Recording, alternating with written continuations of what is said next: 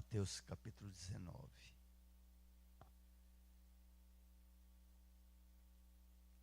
Versículos 16 a 26. Amém? Todos encontraram? Nós vamos ler. Glória a Deus. Se você não encontrou ou não está com a sua Bíblia em mãos, você pode olhar aqui na tela, no telão. E eis que alguém, aproximando-lhe, perguntou: Mestre, que farei eu de bom para alcançar a vida eterna? Respondeu-lhe Jesus: Por que me perguntas acerca do que é bom? Bom só existe um. Se queres, porém, entrar na vida, guarda os mandamentos. E ele lhe perguntou: Quais? Respondeu Jesus: Não matarás, não adulterarás, não furtarás, não dirás falso testemunho, honra teu pai e tua mãe, e amarás o teu próximo como a ti mesmo. Replicou-lhe o jovem: Tudo isso tenho observado. Que me falta ainda? Disse-lhe Jesus: Se queres ser perfeito, vai, vende os teus bens, dá aos pobres, e terá um tesouro no céu. Depois vem e segue-me. Tendo, porém, o jovem ouvido esta palavra, retirou-se triste, por ser dono de muitas propriedades. Então disse Jesus a seus discípulos: Em verdade vos digo que um rico dificilmente entrará no reino dos céus. E ainda vos digo que é mais fácil passar um camelo pelo fundo de uma agulha do que entrar um rico no reino de Deus. Ouvindo isso, os discípulos ficaram grandemente maravilhados e disseram: Sendo assim, quem pode ser salvo? Jesus, fitando neles os olhos, disse-lhes: Isto é impossível aos homens, mas para Deus tudo é possível. Querido Deus, nós estamos aqui diante da Tua palavra. Eu te peço que o Senhor venha nos abençoar, me capacitar. Senhor, me dá graça para que eu possa ministrar e falar daquilo que o Senhor já tem gerado no nosso coração. Em nome de Jesus, nesta noite, que a Tua palavra vá e ela venha achar guarida, Senhor, nos corações que aqui estão, e daqueles que ouvirem esta palavra. Que possa, Senhor amado, a Deus querido, trazer um esclarecimento, um direcionamento, diante do Senhor, acerca da vida eterna, acerca dos assuntos que forem tratados aqui, em nome de Jesus. Eu te peço, Senhor, já agradecido, em nome de Jesus. Amém. Glória a Deus. Sente-se, queridos. Amém.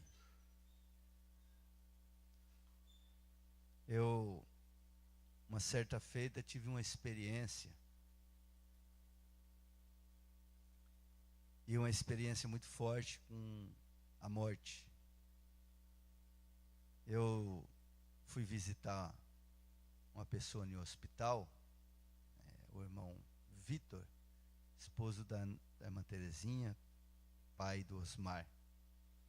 Ele estava doente e enfermo, e ele estava no hospital internado, e eu fui naquele dia visitá-lo.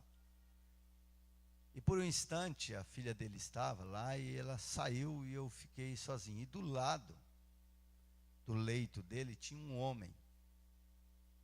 E aquela hora tinha acabado de sair algumas visitas dali, do leito daquele homem, e ele tinha ficado sozinho também. Eu fiquei sozinho ali no meio daqueles doentes.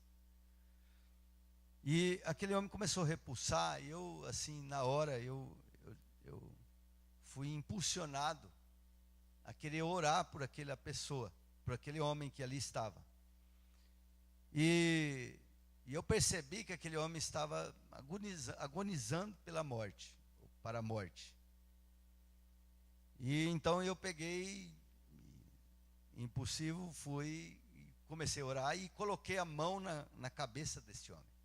Quando eu coloquei a mão na cabeça dele, o corpo dele, a cabeça dele estava gelada, ele tinha acabado de morrer.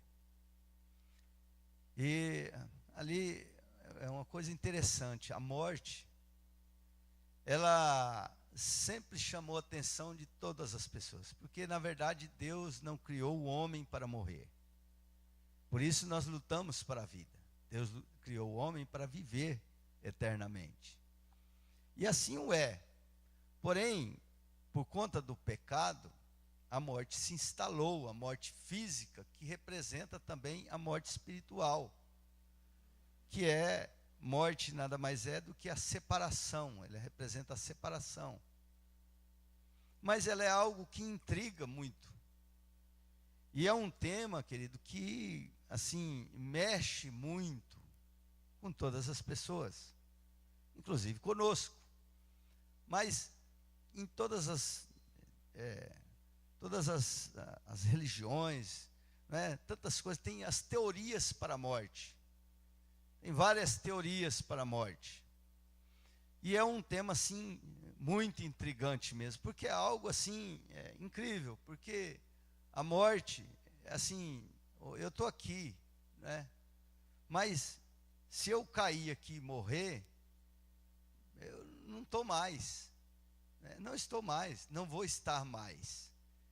Então, assim, interessante, porque ainda que se o corpo estiver doente, enfermo, estive lá visitando esses dias minha mãe, a gente percebe, minha mãe está ali naquele corpo, é um corpo debilitado, mas ela está ali.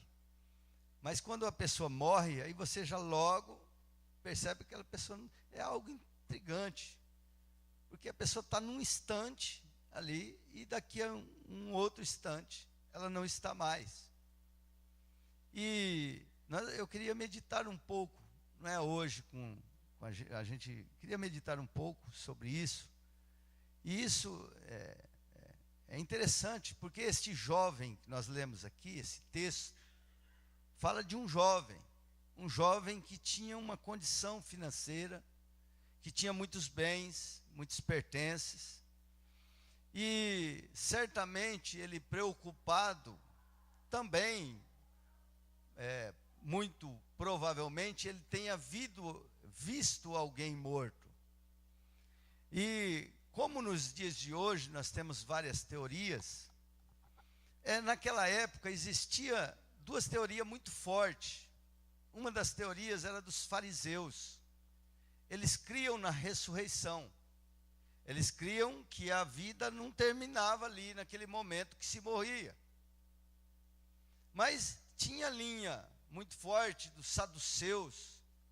E os saduceus, eles criam que a morte era o fim. Morreu, puf, acabou, né? Deu o que tinha que dar, já era, não tem mais jeito. E este jovem sabedor disso, eu acredito que ele sabedor disso, e ele, um rapaz religioso, rapaz cumpridor da lei, mas ele percebia que lhe faltava algo que lhe garantisse, o que lhe dava garantia de uma vida após a morte. E esse tema mexia com ele. Por isso ele procurou o Senhor Jesus. E esse tema mexe mesmo. Inclusive, Paulo tratou desse tema.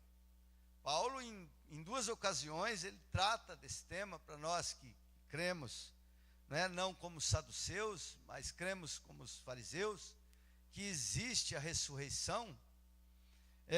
Paulo, ele tinha essa preocupação e ele tratou. Lá, por exemplo, em Romanos, no capítulo 2, versículos 6 e 7, diz assim, Paulo dizendo,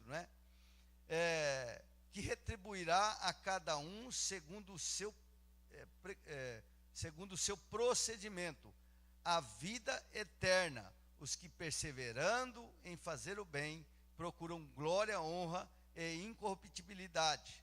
Então, Paulo fala isso, e lá em 2 Coríntios também, um pouco mais à frente, ele trata novamente desse tema, que ele diz assim, em 5, 6 e 7, diz assim, e temos, portanto, sempre bom ânimo, sabendo que, enquanto no corpo estamos ausentes do Senhor, visto que andamos por fé e não pelo que vemos.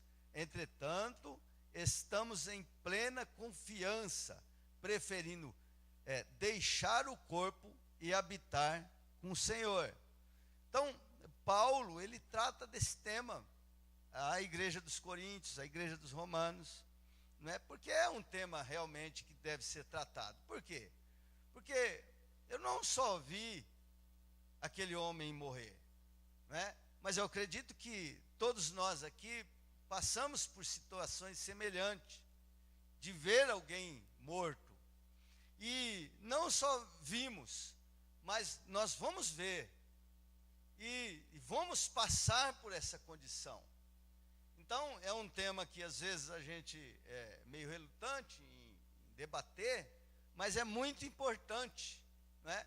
Por quê? Porque nós vamos viver uma situação semelhante. Talvez você vai viver e ver um ente querido seu, num caixão, e tomara que seja na ordem natural das coisas, o pai enterra, aliás, o filho enterra o pai, e o pai o pai enterra o avô. Isso é a ordem natural das coisas, né?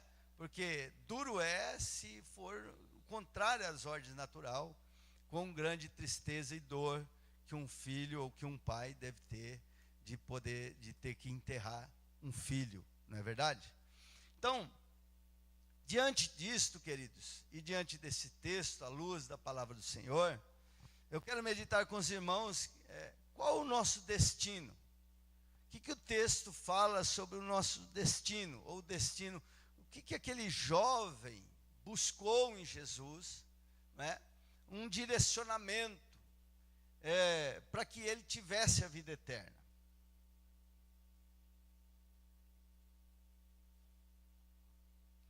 E a grande pergunta é, hoje para nós, para iniciarmos essa meditação, qual é o seu destino após a sua vida? Que destino você está dando para a sua vida após a morte? Qual é o nosso destino? Então, ir para o céu não depende de porque aqui, este jovem, ele chegou até o Senhor Jesus e disse assim: Senhor, o que é que eu preciso de fazer para herdar a vida eterna? E Jesus ali tem um questionamento, ele chama de bom, não é? E ali Jesus já identifica naquele jovem algo que ele deveria fazer, porque o Senhor sempre sabe de todas as coisas, inclusive sabia a prática dele religiosa, sabia, não é? Mas Jesus, ele neste momento, pega e confronta ele e diz assim: olha, você deve fazer o quê? Você deve cumprir com os mandamentos. E ele então disse: quais os mandamentos? Quais? E aí Jesus falou de coisas que relacionado em relação humana, nada com o céu, relação humana, porque ele falou assim: olha, você tem que honrar seu pai e sua mãe, você tem que amar seu próximo, né? Deixa eu só voltar no texto para mim ficar aqui mais. Isso. Mateus 19. Então, ele falou sobre relações humanas. Ele diz assim: quais? Respondeu Jesus. Então ele fala assim: não matarás, não adulterarás, não furtarás, não dirás falso testemunho, honra teu pai e tua mãe, e amarás o teu próximo como a ti mesmo. Então, Jesus ele dá uma lista ali de mandamentos, aquele jovem, uns mandamentos de relação humana, de um para com o outro, nada indo para o céu, nada de relação com o céu. E a verdade é, queridos, que Jesus aqui não queria dar a ele uma lista de mandamentos. Bom, olha, o que é que eu devo fazer para herdar o reino do céu? Deixa eu te dar uma lista para você fazer, o que você deve fazer. Jesus assim o fez, mas a verdade é que quando este jovem fala assim: bom, mas esses aí eu já cumpro desde a minha mocidade. E eu entendo aqui que Jesus dá a ele uma oportunidade de se ver, de se enxergar naquilo que ele estava falando. Porque Jesus sabia o que ele fazia e o que ele precisava, e onde estava o seu coração. Então, o que Jesus fez, movido de compaixão, foi dar a ele uma oportunidade de se enxergar diante daquilo que ele estava fazendo. Por quê? Porque aquele jovem, na sua resposta, já desde o início da indagação, ele se mostra a Jesus um rapaz arrogante. Ele se mostra a Jesus um rapaz cheio de si. Um camarada que a riqueza, durante o período da vida dele, formou nele uma ideia de que ele estava bem, disse que estava tudo bem, que ele dependia dele mesmo. Não é? Por que eu digo isso? Porque ele, de cima da sua arrogância, diz assim: peraí, eu sou o cara. Eu cumpro com todos esses mandamentos aqui. Não é? Então, na verdade, a verdade é que Jesus, ele mostra a ele que a vida eterna com Deus, nós não devemos, a vida, céu, estar com Deus, não se limita a um conceito religioso. Vai muito mais além disso, não é? Vai muito mais além disso. A vida eterna com Deus é a sequência daquilo que nós somos diante de Deus. Daquilo que nós somos diante de Deus. A vida após a morte é a sequência, é a continuação daquilo que nós somos para Deus, ou nos nossos relacionamentos.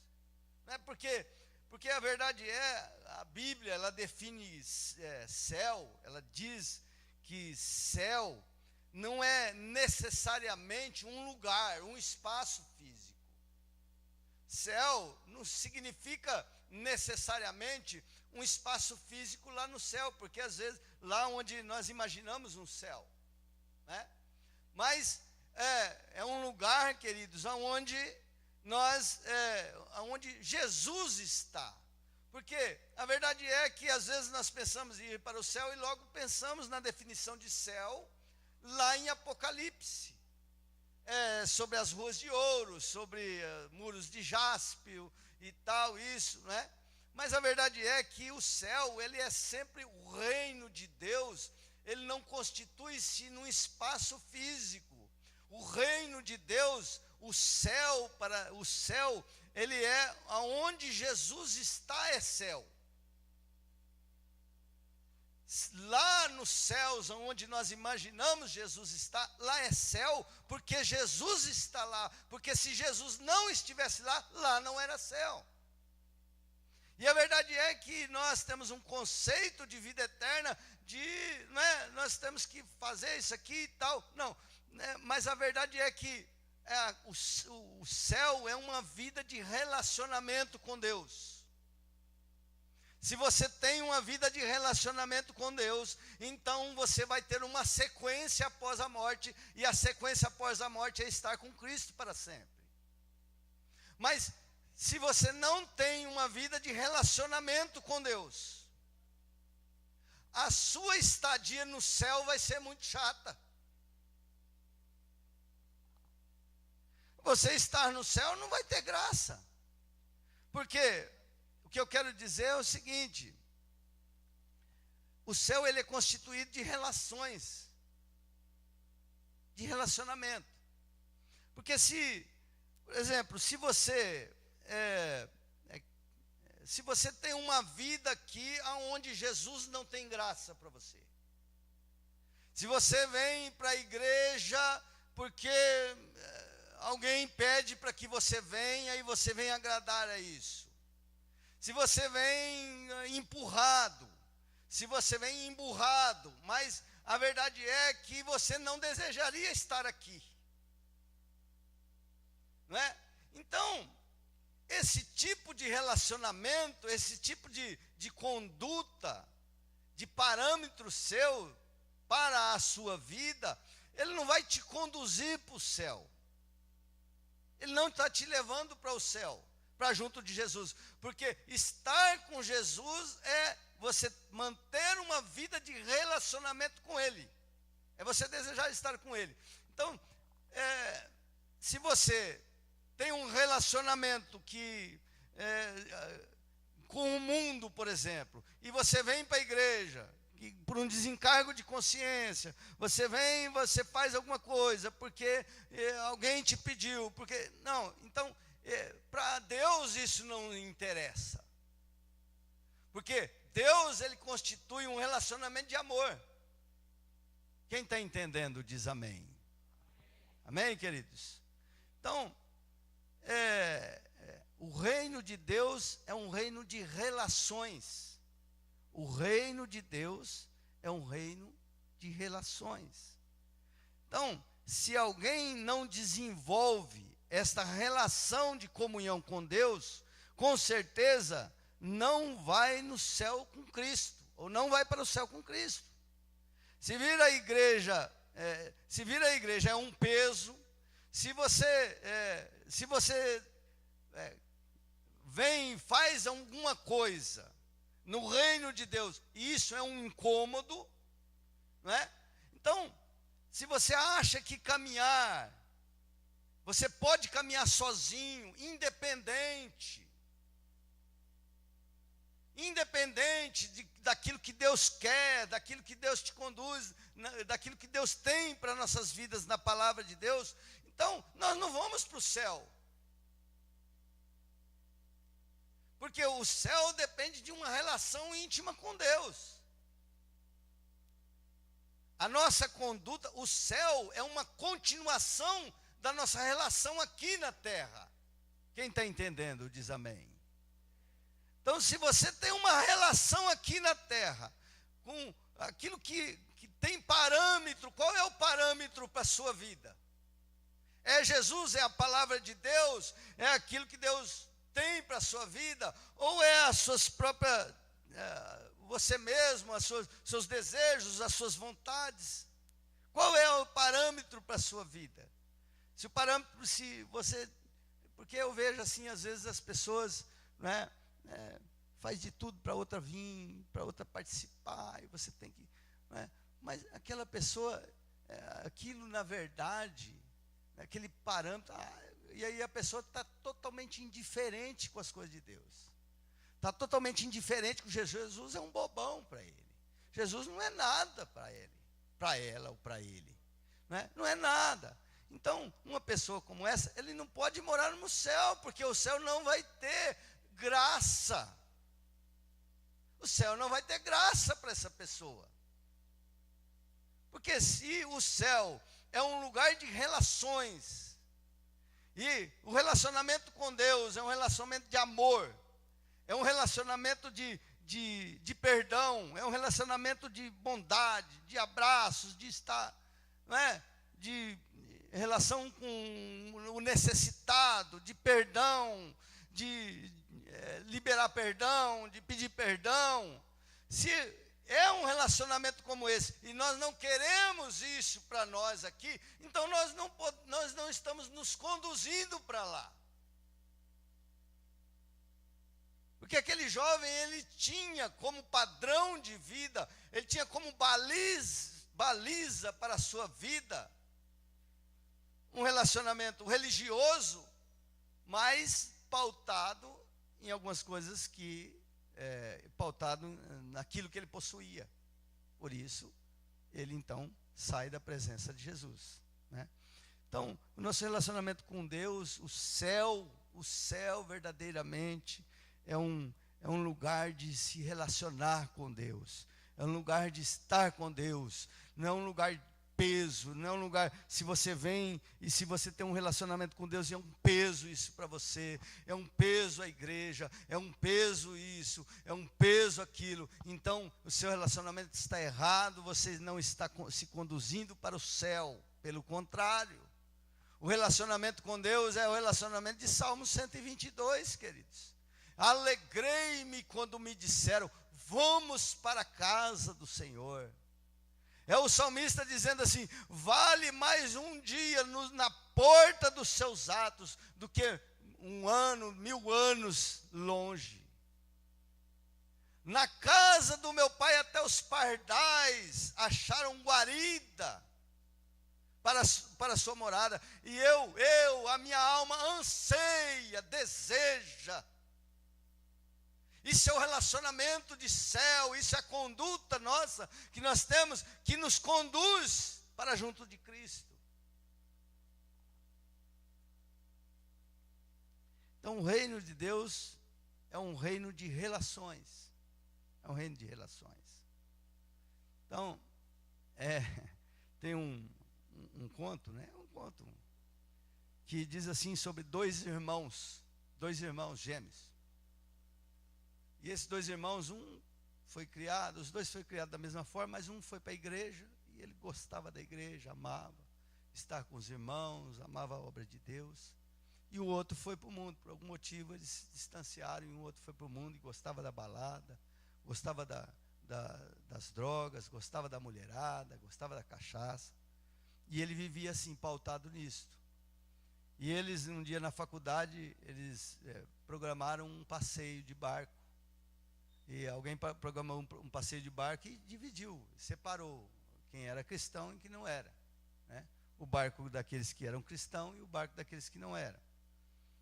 E eles pararam em um determinado porto, e aí então, na correria de manhã, eles meio que dormindo, o cristão entrou no barco que era da balada, sem perceber ele entrou, e eles iam seguir viagem, e o outro entrou no barco que era o barco dos cristãos.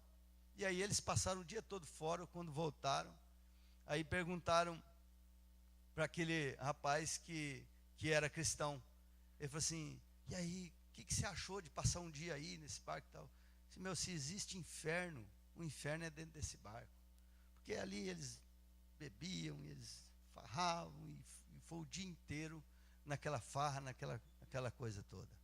E o outro, quando foram perguntar para o outro, que entrou no barco dos cristãos, ele falou assim: vem cá, o que você acha? O que você achou de ter entrado no barco dos cristãos? Ele falou assim: aí é um inferno. Porque, como é que pode aguentar tanta chatice, ler Bíblia, cantar e tal? Porque lá eles fizeram, né, uma reunião e cantaram e louvaram e liam Bíblia. Eu falei assim: como é que pode viver dessa forma? Então, o que eu estou dizendo é o seguinte: que se a pessoa não tem um relacionamento, uma relação com Deus nessa terra, né, ele não vai se sentir bem no céu. Por isso, o lugar dele não é no céu com Cristo. Porque Deus é um Deus de relações. Deus é um Deus de amor. Deus é um Deus que nos chama para ter relacionamento e comunhão. Deus é um Deus de santidade. Deus é um Deus que exige santidade de nós, para nós estarmos com Ele na vida eterna. E aquele jovem, ele chegou e indagou e falou assim: bom, isso tudo eu faço, na sua arrogância, na sua prepotência. Mas aí ele disse assim: mas ainda o que é que me falta? Porque ele sabia a condição dele. O que é que me falta ainda?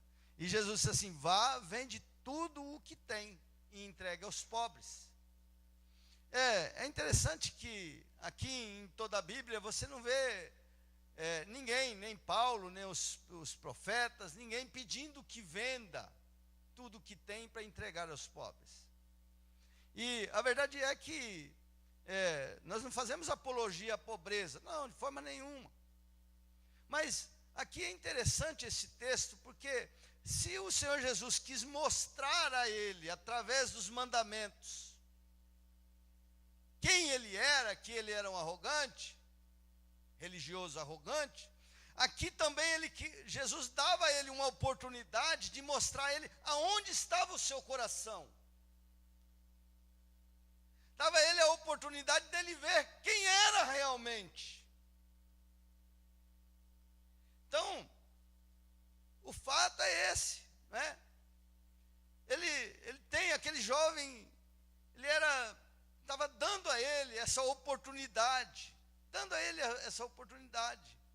Então Jesus queria mostrar a ele onde estava seu coração, o que era mais importante para ele, qual o Deus que ele estava servindo. Jesus estava querendo mostrar para ele qual o Deus que você está servindo. O Deus de Israel, que criou os céus e a terra, de relação de misericórdia, de bondade, de perca muitas vezes financeira. Ou o Deus de Mamon, o Deus da conquista, o Deus que te possui, que te escraviza. Então a pergunta é: o que define nossa vida? É o desejo de conquistar ou o desejo de vida com Cristo? O que define a sua vida? O que define a nossa vida? Aonde está pautada a nossa vida? O desejo de conquistar, possuir, de ter, é o capitalismo que domina você? Ou é o desejo, o que domina você é o desejo de ter vida com Cristo? Então, o texto diz que aquele jovem, ele deu as costas para Jesus, triste, porque ele sabia que a sua escolha traria severa consequência. Então é assim, queridos, só para nós refletirmos. Só para nós refletirmos. Eu nunca vi e nunca acho que nunca verei, e você também nunca viu, e talvez nunca verá, alguém que no leito da morte tenha assim a consciência pesada, que tenha assim tristeza por não ter conquistado mais, por não ter estudado mais, por não ter tido aquisição de mais coisas, de mais bens.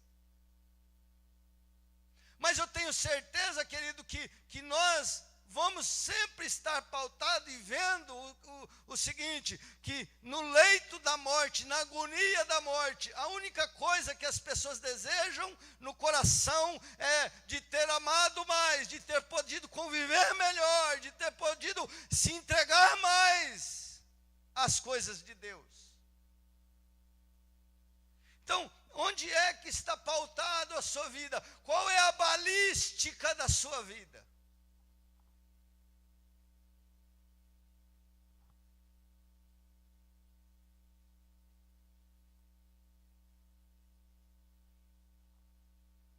Então, nosso céu é aquilo que nos dá maior alegria. É como eu disse, não estou fazendo aqui apologia da pobreza, não, pelo contrário. Se eu tenho um microfone, tem esse microfone aqui, que é comum, mas eu gostaria de ter um muito melhor aqui, daqueles que vale 5 mil, 10 mil, 15 mil, ia ter um som muito melhor. Se você tem uma condição de ter uma roupa boa, não tem por que você... Não, querido. Não é isso que Jesus quis dizer. O que Jesus quis dizer é o seguinte, que no céu é aquilo que nos dá maior alegria. O que te dá maior alegria? O que te dá maior prazer?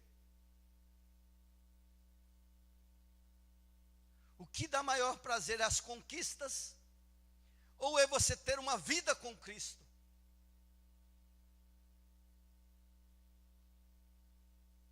Aí ele diz assim, é mais fácil um camelo, fala para os discípulos, passar no fundo de uma agulha do que um rico herdar o reino dos céus. Então, aqui tem várias interpretações desse texto. Uns falam que fundo de agulha é uma porta estreita em Jerusalém, outros falam que é uma corda grossa e tal, né? Mas o fato é que aqui o texto não dá para a gente fazer rodeios, né? Então, existem várias interpretações, mas a verdade é que o reino de Mamon não tem nada a ver com o reino de Deus. E eu não estou falando aqui, eu sei que aqui não tem ninguém assim de poder aquisitivo elevado. É verdade? Mas não é por nós termos ou não termos, mas o que é que baliza a sua vida? Porque tem gente que é rico e ele é pobre. Porque ser rico não significa ter poder aquisitivo não significa ser rico. Ser rico, a riqueza faz com que a pessoa ande independentemente, sem a dependência de Deus. Então, por isso que o poder aquisitivo,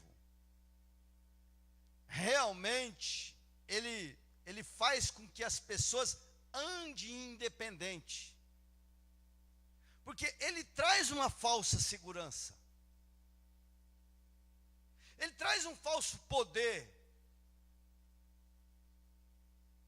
E aí a pessoa é levada a acreditar que ele pode andar independente de Deus. Espera aí, eu tenho dinheiro, para que eu quero ir numa igreja, num domingo, 6 horas da tarde, ficar lá 2 horas sentado, ouvindo alguém falar? Por quê? Eu tenho condições. Eu vou gastar o meu tempo com outras coisas.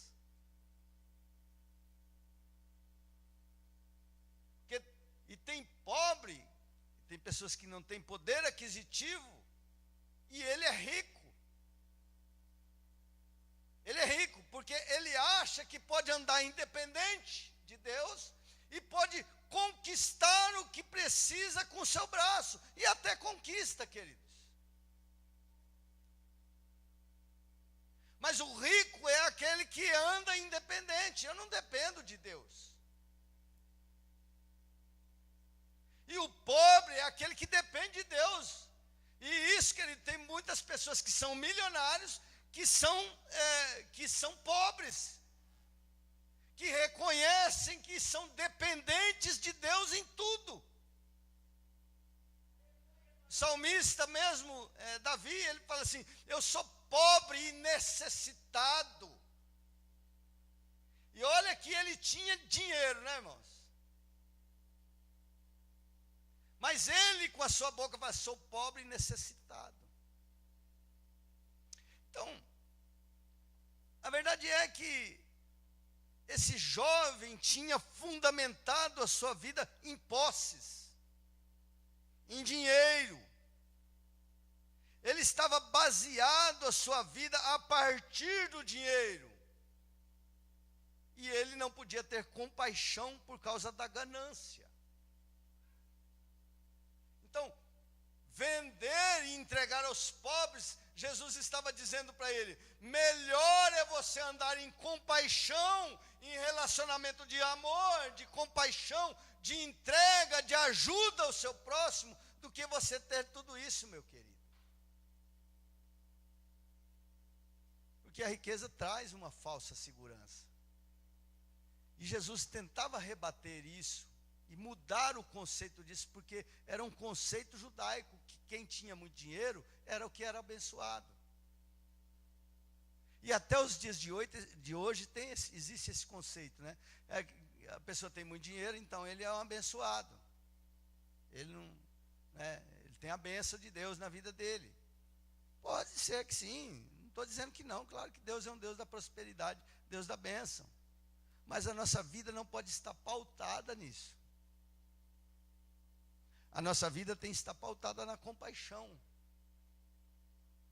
no amor, na bondade. Então, aquele jovem, ele tinha a baliza dele, da vida dele, estava pautada no dinheiro. Então, o que acontece? Se nós vivemos pelo dinheiro, se você tem a vida orientada pelo capitalismo, por ter, por conquistar, e isso é o que vai definir a sua eternidade. Por isso que o Senhor Jesus falou assim: é muito difícil. É muito difícil.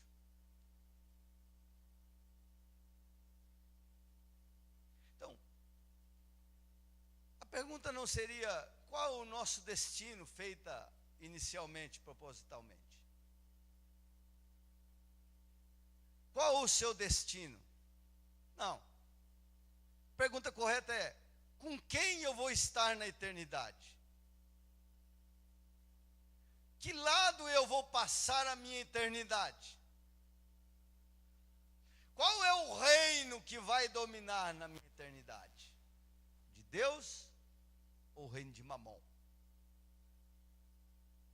Porque, venhamos e convenhamos, queridos, Mamon é um reino muito forte.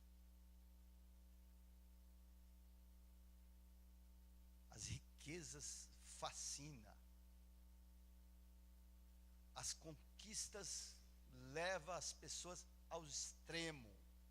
É verdade ou não é? Sacrifica vidas, sacrifica a família, sacrifica sua saúde, jejua. Quantas pessoas que passam, não almoçam, não jantam, trabalham de dia e de noite para conquistar. Um fascínio. Não que a conquista seja errada, mas para que vai servir a sua conquista? E é interessante, queridos, que aquele jovem vai embora. Jesus deixa aquele jovem partir. É interessante isso. Porque aquele jovem foi até Jesus. Mas quando Jesus mostra a ele quem ele era, aonde estava o seu coração, que o seu coração estava aprisionado naquilo que ele possuía e tinha,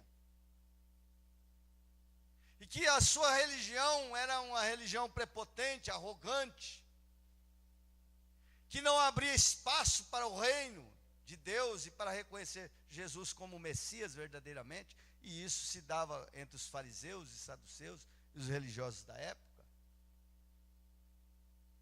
Ele vai embora, vira as costas para Jesus, triste. Por quê? Porque o reino de Deus não é baseado em obrigações, querido. O reino de Deus não é baseado na obrigação, mas em amor.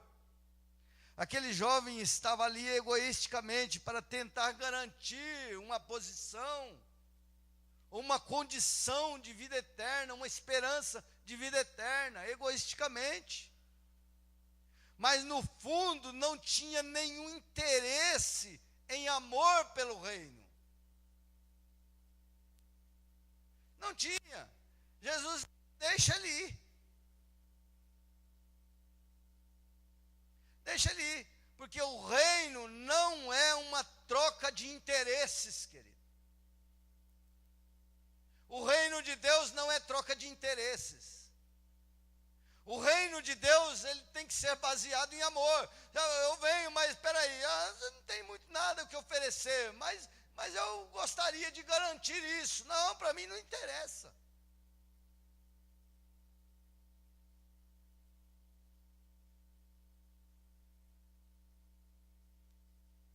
Então, é Pedro, né, diante daquela situação que Jesus estava vivendo. Jesus pregou uma palavra muito forte e as pessoas foram embora. E Jesus olha para Pedro e fala assim: Pedro, você também não quer ir? Pode ir. E aí Pedro ele olha para Jesus e fala assim: não, Senhor, eu não quero ir, porque só o Senhor tem palavra de vida eterna. Só o Senhor tem palavra de vida eterna. Então, a pergunta não é qual o seu destino, mas com quem iremos passar a eternidade, de que lado estaremos. Qual barco que você vai entrar? Qual é o barco? Essa é a grande questão. Porque senão nós poderemos, ou quem de nós podemos dizer como Pedro: Senhor, só o Senhor tem palavra de vida eterna. Quer dizer, Senhor, eu estou aqui, não é porque eu quero ir para o céu, Não é porque, não, eu estou aqui porque eu tenho um relacionamento contigo, eu estou aqui espontaneamente, porque eu amo o Senhor, e eu amo ser cristão, eu estou aqui porque eu sou cristão. Então, Pedro disse, não estou aqui porque eu quero esse céu, não. Eu estou aqui espontaneamente, eu estou aqui porque eu amo. E a verdade é, queridos, que nós somos cristãos. Por que nós somos cristãos? Você está aqui porque você tem algum interesse de tirar proveito daquilo que Deus pode te dar? Claro, Ele te dá, mas não é isso que Deus quer de nós. Ele quer um relacionamento espontâneo de amor. Eu estou aqui, se o Senhor der, eu estou aqui, Senhor, perto de Ti. Se o Senhor me conceder, amém, glória a Deus. Se o Senhor não me conceder, também amém. Se o Senhor me curar, eu estarei contigo, te servindo, andando na Tua presença. Mas se o Senhor não me curar, não tem problema também, te seguirei onde fores. Isso é relacionamento de amor, de quem ama. Isso é que nos destina à vida eterna. Porque céu, querido, estar no céu é um segmento daquilo, da nossa relação com Deus aqui na terra. Se você não tem relação com Deus aqui na terra, então você não vai ter um segmento para o céu. Então é isso. A mensagem é essa. A mensagem, queridos, é esta. Para onde iremos nós? Com quem estaremos na vida eterna? A morte é certa. Hora outra, uns mais cedo e uns mais tarde. Mas todos nós passaremos pelo processo da morte. E o sopro da vida vai sair deste corpo. E depois daquele momento, com quem nós estaremos?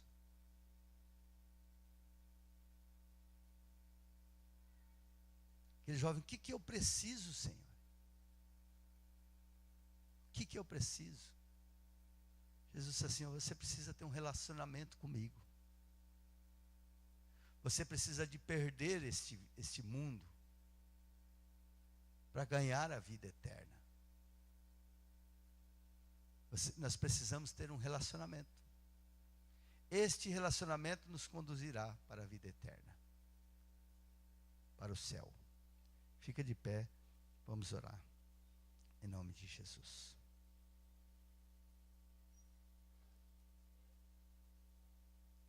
Aleluias.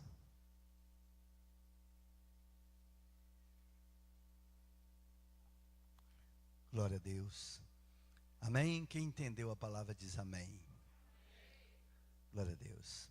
A palavra do Senhor, queridos, ela nos instrui. Amém? Eu tenho certeza que a instrução do Senhor para nossas vidas, ela é a melhor. Ela é a melhor. Então, é assim, o Senhor sempre está nos chamando para um relacionamento com Ele. Para o que é mais importante. O que é mais importante para nós? A nossa vida com Deus? Ou aquilo que Deus pode nos dar? O que é mais importante para você? O que é mais importante? Se nós tivermos vida com Deus, Ele supre a nossa necessidade também. Ele é Deus que supre a necessidade. Mas além disso, isso é só uma consequência. É uma consequência de você estar na eternidade com Cristo para sempre. Onde nós iremos passar? Do lado de quem? No barco de quem? Nós vamos orar, queridos. Se você quiser nesse momento fechar seus olhos, faz uma reflexão do que tem sido a sua relação com Deus, o que tem sido mais importante para você, para a sua vida. Aleluias. nós vamos falar com Deus. Se você quiser, neste momento, pedir perdão. Você que está aqui, que não aceitou a Cristo ainda, se você está distante dessa relação, tem sido um peso, uma dificuldade para você, esse relacionamento, querido, está tudo errado. Está tudo errado. Você está vivendo de uma forma errada. Eu gostaria de orar por você, te abençoar, para que o Senhor te renove as suas forças, a alegria de servir, de andar com Ele. Aleluias. Em nome de Jesus, Jesus está aqui presente no nosso meio. E se você quiser e desejar sair do seu lugar, vir aqui à frente, se você não entregou a sua vida a Cristo ainda, se você está aí com dificuldade de caminhar, quiser sair do seu lugar, vem aqui à frente, em nome de Jesus. Aleluias. Oh Deus Santo, Deus Eterno, em nome de Jesus Cristo, meu Pai, nós oramos a Ti, Senhor, nesse instante, neste momento. Eu oro pela Tua igreja, pelo Teu povo que aqui está. Eu gostaria que você orasse também neste momento, querido. Aleluias. O Espírito Santo se faz presente no nosso meio. A palavra, ela nos traz a fé, nos dá graça. Aleluia. Senhor Deus Todo-Poderoso, glorioso, maravilhoso. Oh Pai de amor, Pai eterno, em nome de Jesus, o Teu Filho amado, nós estamos aqui reunidos nesta noite, meu Deus, agradecido pela Tua misericórdia, Teu amor, agradecido, Senhor, pela Tua palavra que nos ensina, nos instrui, meu Deus, e nos leva a refletir, Senhor, a temas tão difíceis como a morte, como o céu, como o inferno, meu Deus. Sim, meu Pai, estamos aqui nesta noite. Que esta palavra venha gerar fé nos nossos corações. Que ela venha, meu Deus querido, trazer um refrigério em nossa alma. Oh Espírito Santo, e nos levar a decisões, meu Deus querido, a decisões, Senhor, de vida contigo, de relação contigo, meu Deus. E tudo aquilo, meu Deus querido, que tem impedido o nosso relacionamento contigo, tudo aquilo que tem sido peso, meu Deus, tudo aquilo, Senhor amado, que tem pesado, ó Deus querido, na nossa vida, Senhor, que tem nos afastado de Ti, meu Deus. Muitas vezes, Senhor, este mundo, Senhor, o capitalismo é tão atrativo, tão fascinante, meu Deus, mas, Senhor amado, ele é algo que nos escraviza, que nos leva para longe de Ti, enquanto são as pessoas que estão pautadas, meu Deus, nisto, Senhor. Mas nós queremos, meu Deus querido, voltar a nossa mente, nosso coração para o Senhor, voltar nossas vidas para o Senhor, e te pedir, meu Deus querido, que nos ensine, nos dê força, nos dê graça, meu Deus, em nome de Jesus, para romper com todo e qualquer, meu Deus querido, preconceito, todo e qualquer seu conceito religioso, meu Deus, que nos leva, Senhor, a ser prepotente, arrogante, muitas vezes como aquele jovem. Caia por terra em nome de Jesus, meu Deus, e que, Senhor amado, nós possamos caminhar resolutos, andando na Tua presença. Oh Deus querido, sem olhar para trás, nem para a direita, nem para a esquerda. Os dias estão se aproximando, os dias estão chegando, aonde, meu Deus querido, o Teu reino se estabelecerá para sempre, ó Deus querido, na terra, e nós queremos estar contigo, meu Deus querido, fazendo parte deste reino, meu Deus, em nome de Jesus, Senhor. E todo engano de Satanás, oh Deus querido, caia por terra. Tudo aquilo que o diabo, meu Deus querido, tem trazido para enganar, para forjar, meu Deus querido, contra o Teu povo, meu Deus, meu Deus querido, em nome de Jesus, a fim de roubá-los, a fim de roubar a fé, a santidade, caia por terra, em nome de Jesus. E que o teu amor, a Tua misericórdia seja aquela, Senhor amado, que esteja, Senhor, nós possamos estar pautados, Senhor, a nossa vida possa estar balizada no amor, na misericórdia e na santidade, em nome de Jesus, para a glória do teu nome. Amém, amém, amém, queridos. Glória a Deus. Quem